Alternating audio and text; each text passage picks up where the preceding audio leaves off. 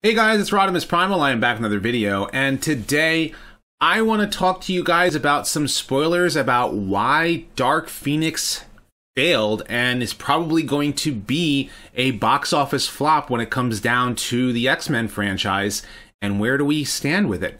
So I've got a lot to talk about, so sit back, relax, make sure you're subscribed to the channel, and let's transform and roll out.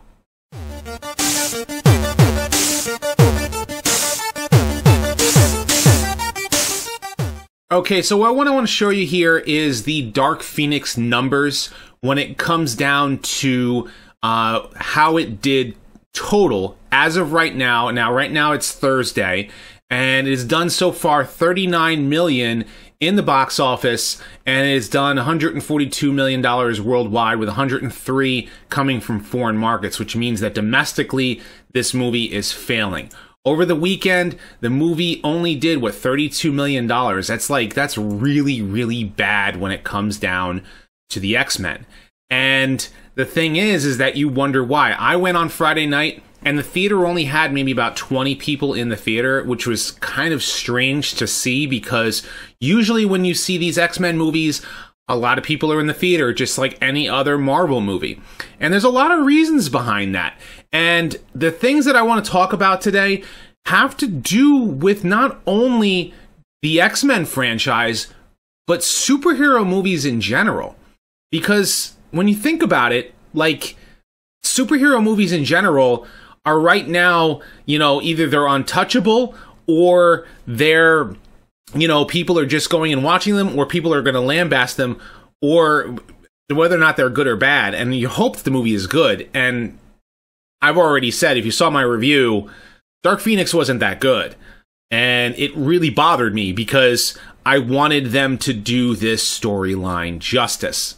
Now, on MovieWeb.com, they have an article here that longtime X-Men producer throws serious shade at Dark Phoenix in a now-deleted tweet. And Lauren Schooner Donner, now this is kind of interesting because if you know who she is, she's married to Richard Donner. And Richard Donner was the director of the first Christopher Reeve Superman movie, and he filmed most of Superman 2 before they removed him. He also directed The Goonies, which is, you know, those are, you know, 3 great movies. But she was the producer for all of the X-Men movies, but she distanced herself from Dark Phoenix, New Mutants, and X-Men Apocalypse. She says, "Save your condolences. I had nothing to do with Dark Phoenix or Apocalypse or New Mutants." And apparently some people have said that she's stated that that they actually made a cut of Dark Phoenix that we would have all liked. I doubt it, and the reason why is the things that I want to talk about today is the whole point of why I was never impressed with the X-Men movies as they progressed. And there are certain things in the MCU that I feel the same way that should have been done better and were not. So let's get into this. So the first thing I want to talk about is source material. Now, I have for you, this is my copy of X-Men Classics. It was a retelling of part of the Dark Phoenix saga. There is so much story in here where Jean Grey becomes the Black Queen. And, you know, as the story progresses, you know, she eventually becomes the Dark Phoenix. And the storyline gets really, really interesting. It's really, really good. I highly, highly recommend that anybody who is a fan of the X-Men read the Dark Phoenix saga. And I mean that because, you know, yes, the X-Men animated series did an amazing job of trying to adapt that storyline into, you know, 9 episodes of the cartoon. That's impressive that they dedicated 9 episodes out of what, a 30 issue arc of, you know, Phoenix being like a revamped X-Man. And she's super powerful. She got a brand new costume, and, you know, she has this whole Firebird thing where, like, she's like, you know, attacks and there's like a whole Firebird thing. It's awesome. She's just incredibly awesome. And then she turns dark and evil because she's tasted, you know, so much evil. And when she does turn bad, it's like, you know, she even destroys a solar system. And this movie did not follow that storyline. Instead, the Phoenix Force, which they don't even call the Phoenix Force, destroys the solar system of this like no-name like, you know, alien race, which they name them in the movie, but like if you blink you miss it. And they're not, I think they are part of the Marvel universe, but they're not the Shi'ar. They're not like any other some weird alien race. No, she destroys the solar system. You know, the Phoenix Force destroys the solar system and then comes to Earth and then is absorbed by Jean. No, Jean, when she turned dark, she destroyed that solar system. She's the one that caused that to happen. And that's what causes the whole end of the Phoenix Saga. And the thing that she does to end that, which I don't want to, you know, get too much into detail, she does for the benefit of all. And it is a great storyline. It is one of the best storylines in the comics, and they revisit it so often. X-Men: The Last Stand was a terrible movie, and, you know, but it was entertaining. This was bad and not entertaining, and it's kind of weird because, like, the more I think about it, I had said in my review that it wasn't the worst X-Men movie, and I'm teetering on that. And the reason why is because The Last Stand was like, it was a bad movie, but it was entertaining. But the Dark Phoenix was like, it was, you know, there were bits of it that were entertaining. The battles were great. The fact that they actually went to space and she got the Phoenix Force from going to outer space, that was amazing. That was fantastic. It was so cool that they actually did that in the movie. But then they dive into this, like, we're not even going to follow the comic book storyline. We're not even going to go there. And then there's this weird bit with Mystique. Now, I am so aggravated. I could not stand the idea of Mystique being a hero, being part of the X-Men, always being part of the X-Men, basically, having this love affair with Beast, and I never liked that storyline that they've done in the movies. I still don't like it, and I don't care for it. And no matter what you feel about the actress, but she delivers one of the most cringy lines ever. And it talks about, like, well, maybe we should change the name of X-Men to X-Women.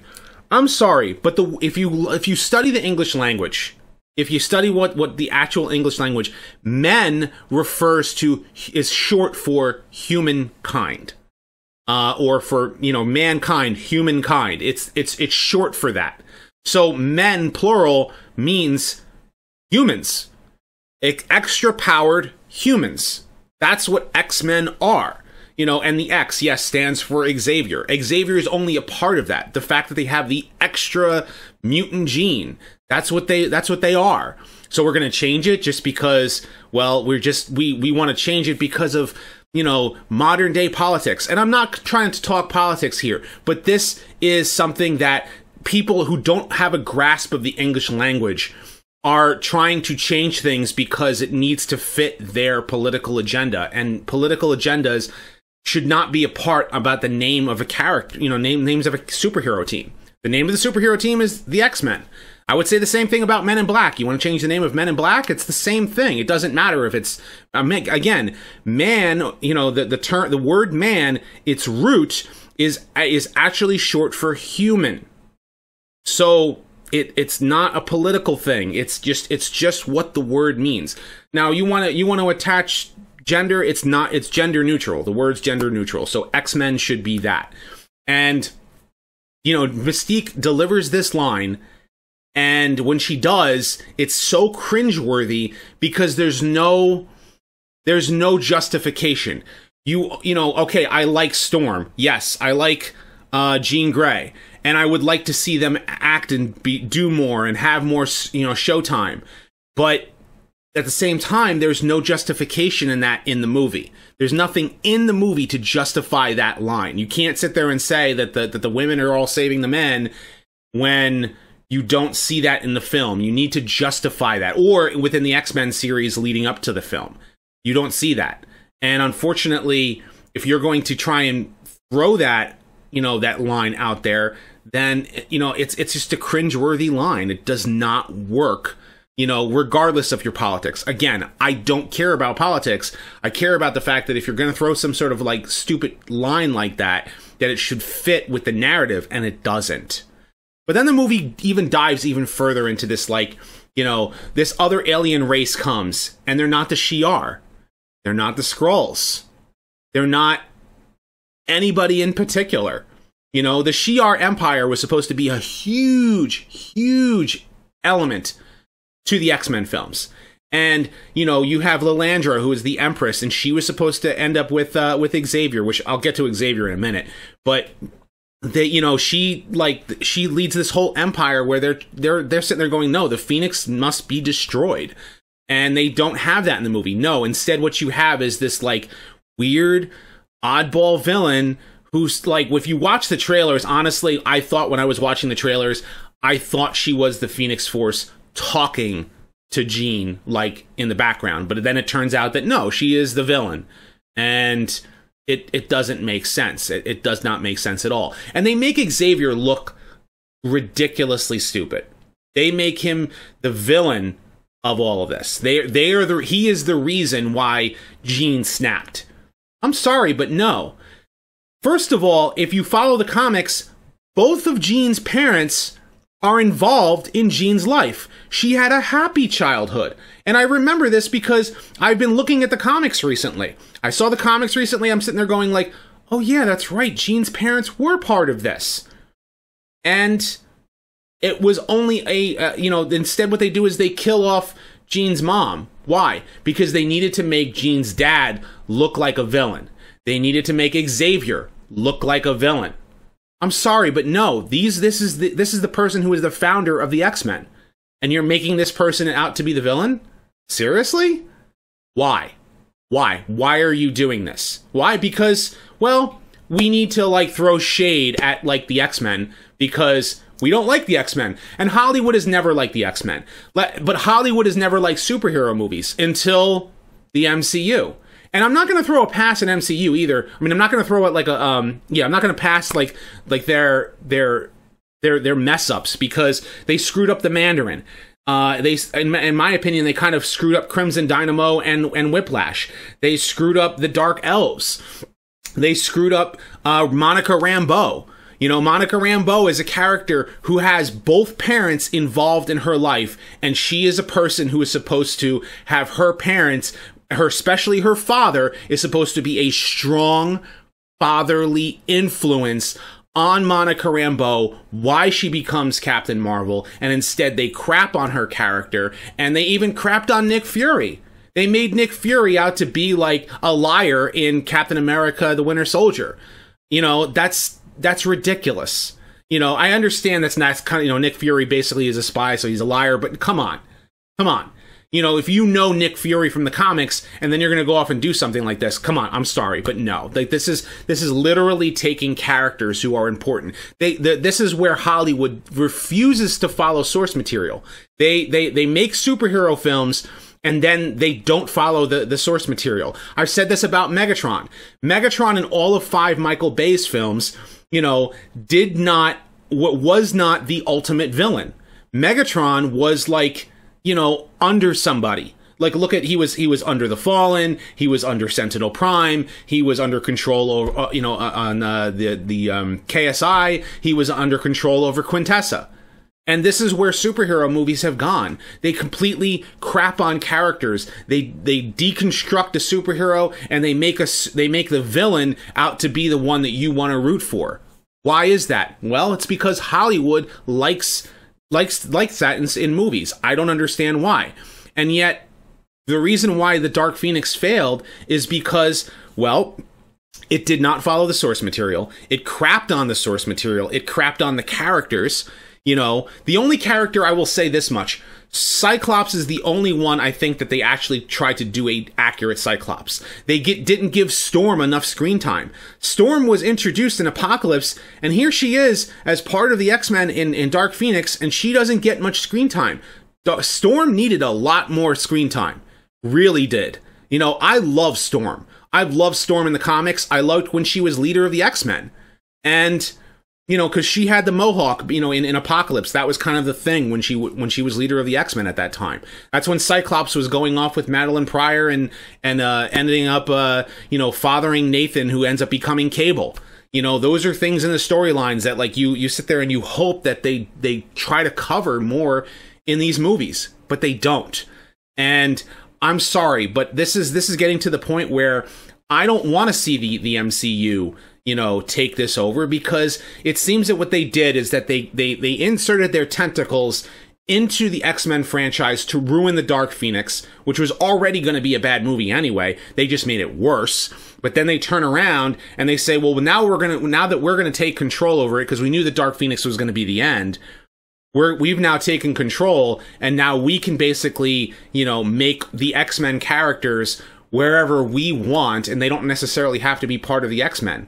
I guess that might work, but the problem is that the MCU, I don't know how it's going to make room for the X-Men. I don't know how it's going to make room for the Fantastic Four or Silver Surfer or Galactus. It's going to be kind of difficult to try and introduce more characters when they've supposedly were already existing at that time.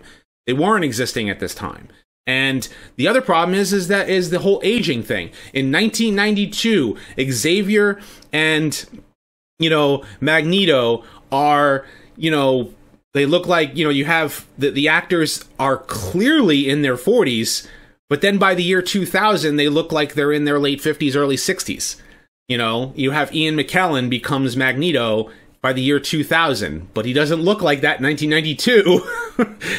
It does not fit. It does not fit. And I've been rambling on now because I loved the X-Men stories. I mean, not only did I watch the X-Men animated series, I collected a lot of X-Men comics.